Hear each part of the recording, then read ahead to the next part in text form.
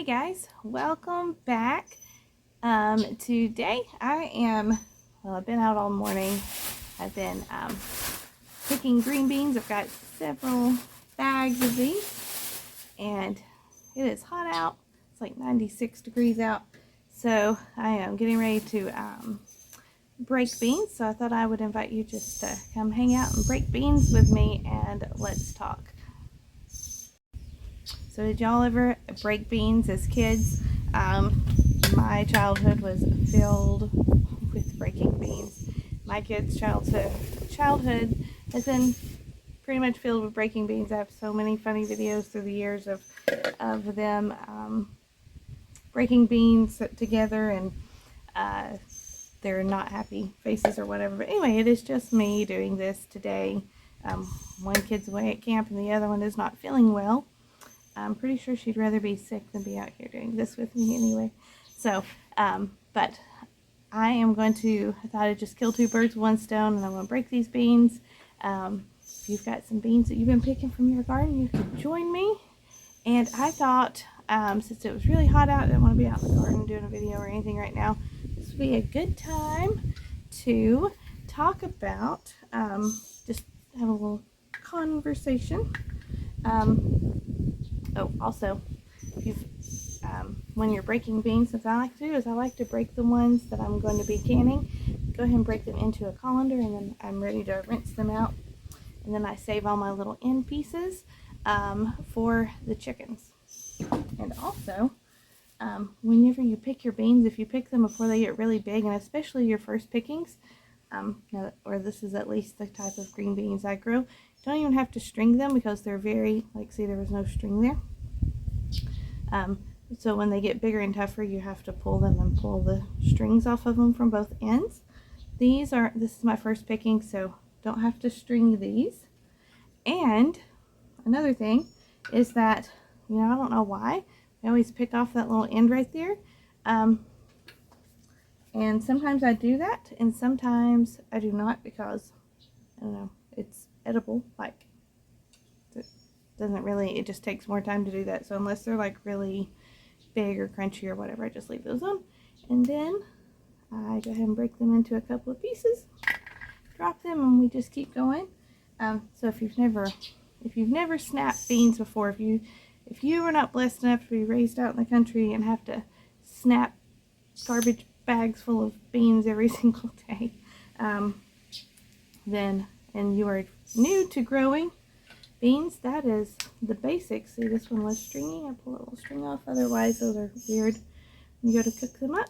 This is see how that pulls off? This is a bigger one. You can tell by how full those are. Those were kind of hidden away. So those do need to be de-stringed, and I break them up. This one is, I can tell this one's a lot softer. It's not going to need all of that. There's no strings when I break that one. So you just separate them out, and then break them into reasonable sized pieces. And even that, you don't have to. If you like long green beans, I guess you could just put them in the jar whole and can them that way too, but that's just how we've always eaten them. That's what we're going to do. Anywho, so while I'm doing this today, I thought I would talk to you about a kind of weird subject in a lot of people's opinions. Some they don't really think about a lot. Kind of has this weird negative connotation with it whenever you say the word barter. Like, people think of like preppers, and they think of, I don't know what they think, but I just know that a lot of people hear the word barter and they're like, oh, that's just so tacky, or that's so weird, or whatever. And then you have, on the other hand, you have a lot of preppers out there who just, they preach bartering skills heavily. And so I'm just want to meet you somewhere in between there, and I want to share with you practical bartering tips, okay? So I just thought I would share with you some of the weird things and weird ways I have bartered throughout the years. And I want, in hopes that I will just encourage you to kind of get your mind, help you think more creatively about this whole taboo word of like bartering, okay? So I'm not some person out there who's like, the end of civilization has come, and when you can no longer, use your paper currency to buy or sell or whatever, that you're gonna have to barter. Now, not that that couldn't happen, but I'm not one of those people. That is why I want to talk about bartering. Just want to talk about bartering as a skill to have, especially when you're living, trying to live a more sustainable lifestyle. If you're doing the homesteading thing, farming, anything of that nature, you're just wanting to live more old-fashioned, I guess. That's what I would prefer. The title for our lifestyle is, I would just like, I don't even know anymore if I really love the word homesteading. I just prefer saying I just like to live a more old-fashioned lifestyle. With that comes old-fashioned skills, and one of those has always been bartering. So I grew up here in the South, Appalachia, where we're all pretty poor. I grew up, around everyone in my family was pretty poor. Everyone around me, basically on the same level of income for the most part. And so in order to get certain things done or whatever, it was very common to barter. And here where we live now, still live in the same area where I grew up in, it is not uncommon for people to barter. And it does not really, here, it doesn't really have this weird prepper taboo connotation with it. Whenever you're bartering with somebody, you don't want to say, hey, do you want to barter this? It's just kind of a language that you learn to actively do. Okay, you don't have to actually say, hey, I would like to barter with you for this. You're trading, basically. Okay, so I want to share with you some of the weird things that I have bartered for that has helped me increase my ability to live more sustainably. And through these, one of the key aspects, before I even get into this, to do with bartering is the fact that it is very hard to barter when you are not part of a community. And by a community, I don't just mean like the community, my neighbors that live on each side of me, although that is also very beneficial. I mean a community that you have built and surrounded yourself with, and you're actively part of, okay? And I'm going to try to do several videos on this, on encouraging community and talking about how to build community around yourself, okay? I think for a lot of us who live very rurally, this comes very naturally to us if you've grown up that way. It comes very naturally to us to build community, okay? Because you realize you can't do things, nobody's going to do everything themselves, okay?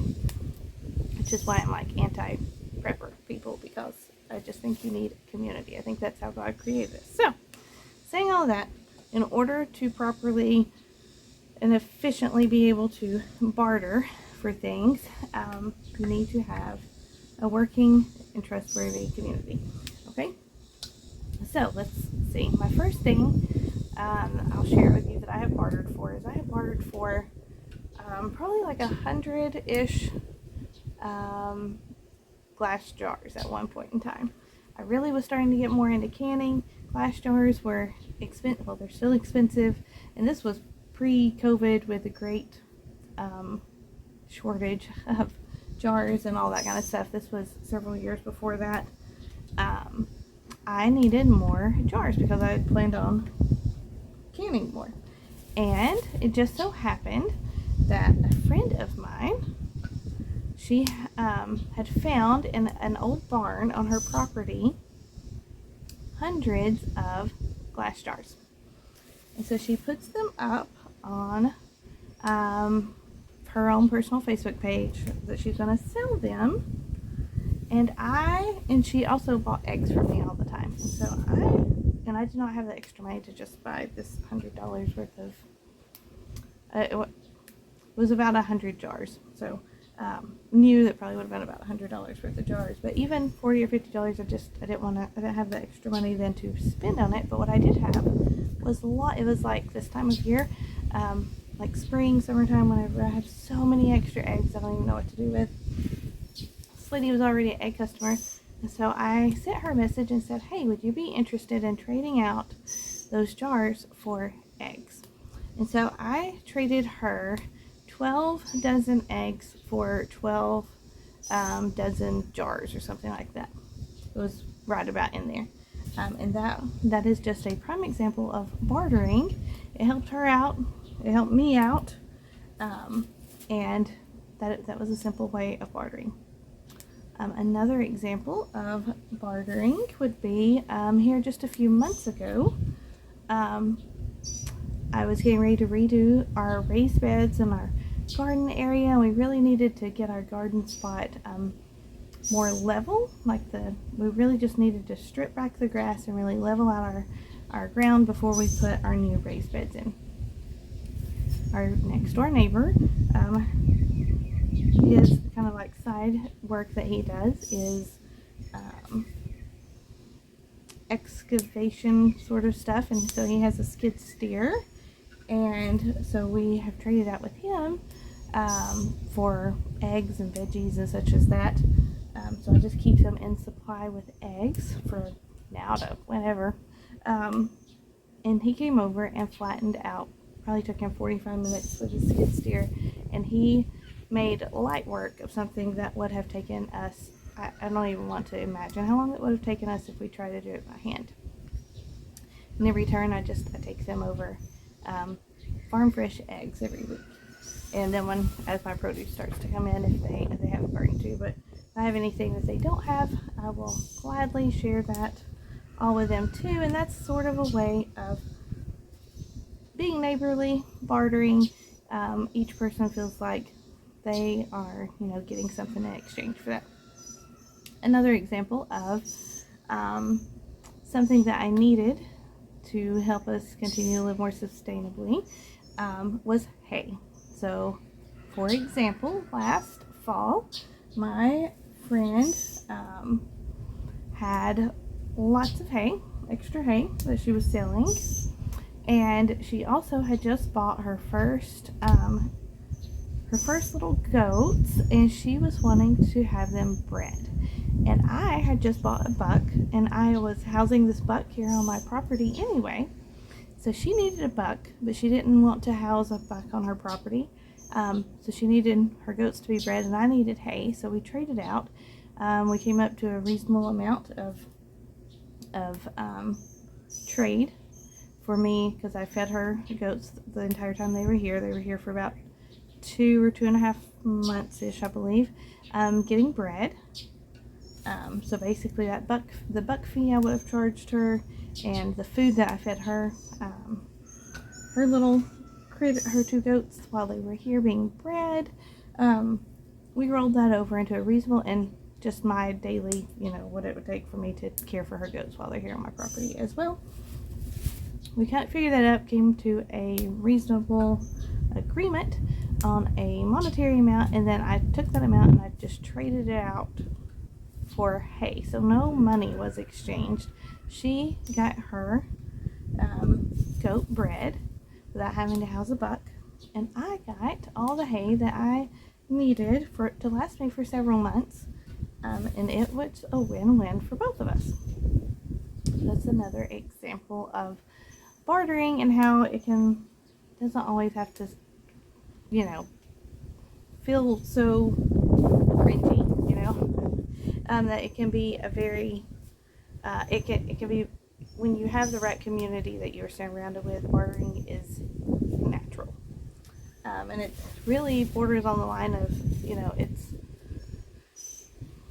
bartering is like trading among friends, where both people feel like they are getting a agreed upon reasonable amount for what they are trading for. So let's see. Again, there's more that we've bartered for many things. Clothesline. I really have my heart set on getting a clothesline, and really nice, like old-fashioned metal, like the tea looking ones. Those can be really hard to come by. And my really good friend happened to have two. She had one that was really special to her, which was her grandmother's, and it had some damage to it. Then she also had a clothesline that was not sentimental to her, but didn't really need any work. And so we bartered we came to the agreement. Basically, she brought it up and was like, hey, would you want to trade out, if my husband, Jesse, is a welder, and she was like, would he be willing to weld up and repair my grandmother's clothesline for me? If he would do that, if he could fix this one for me, then I will give you the other clothesline in return. So that has worked out great. He welded it up, and we got a clothesline.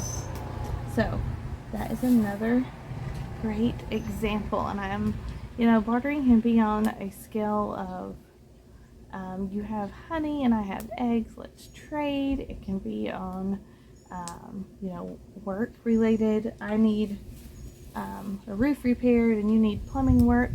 You're the roofer and we're the plumber, so let's trade out into a fair amount. And there's so many different ways that you can barter for services or items that you need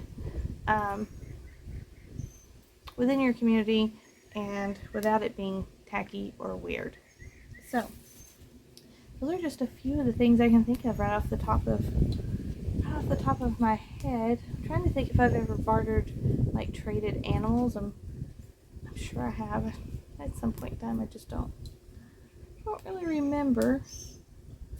But it becomes just almost like a natural part of the way you do life, I guess, or whatever with people.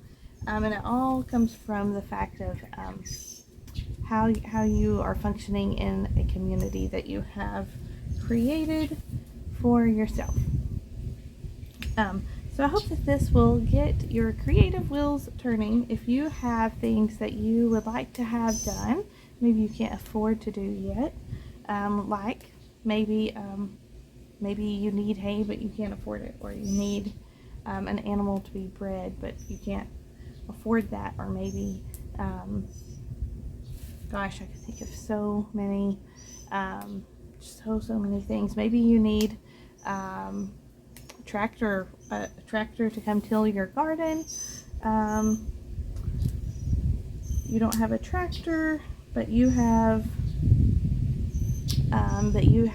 all the plant, but you do plant starts, and you could trade out the person, your neighbor who tills their garden. If they would come till your garden, then you could give them the plant starts for their garden, and it's a win-win. You both get a garden. They get free plants, and you get a free, you get your ground tilled for free. I think of so many different ways that you could barter. So I just want to encourage you to think outside the box. Build a community around yourself. We're different people. People always are bringing something to the table. Sometimes it's, be negative, and if it is, then you don't want them part of your community, first of all. And when you're surrounding yourself with a community that thinks like you and believes like you do, for the most part, they hold the same values that you do. I guess that would be a better way to say it. Then it makes it a lot easier to naturally barter with people without it being weird. Because the things that you value, they're going to value, and vice versa. And when you are building genuine, healthy community around yourself, they are going to want to see you succeed, and you are going to want to see them succeed as well. And in doing so, if they have too much of, or if they have plenty of something and you are in need, and you have plenty of something that they are in need of, you want to see them succeed, they want to see you succeed. It is just going to come naturally to try to help each other out. So, oh gosh, guys, I still have so many beans to go, but that was my quick little chit chat here about bartering, and to try to maybe break a little bit of the stigma about the fact that it doesn't have to be weird. You can barter for all kinds of things. You can barter for your kids' music lessons. You can barter for one type of fruit for another type of fruit. One type of veggie for another type of veggie. Oh goodness, so many different ways that you can barter. But one last thing is that you have to have something to bring to the table yourself in order to be able to barter, and that is where different skills and different personality types come into play. And you never know. You don't discount someone as bringing them in to be a part of your community just because maybe they don't have a cow or they don't have chickens. There's all sorts of different skill sets that people have that are important. So that's my little chit chat for the day about bartering. So I hope this will help you break a little bit of the stigma, not think that it's some weird thing that only like preppers talk about, where it's like, oh, we'll just barter our freeze-dried foods and our whiskey with each other whenever the grid goes down and all the things. And I'm not making light of what they say about those things, and I do appreciate preparedness, but I just want you to not look at bartering on such a strict confines of this end of the world prepper mentality of where, well, I'm going to hoard everything up until everything hits the fan, and then I will bring my bucket of green beans and I will offer to barter for your bucket of tomatoes or whatever. I think bartering is something that you learn. It's like a language of its own that you learn how to do, and you learn how to navigate by being part of community through the years, and you build that up as a community, not as individuals all hoarding everything away and then trying to use that, as bartering as this leverage or whatever. Instead, think of it as a community effort where everyone is just helping each other. Nobody's hoarding anything away for the end of the world or something crazy like that, but it is just a natural way of living and doing life with the other people that you want to see succeed in life as well. Alright guys, hope you guys have a good day, and I'll see you next time.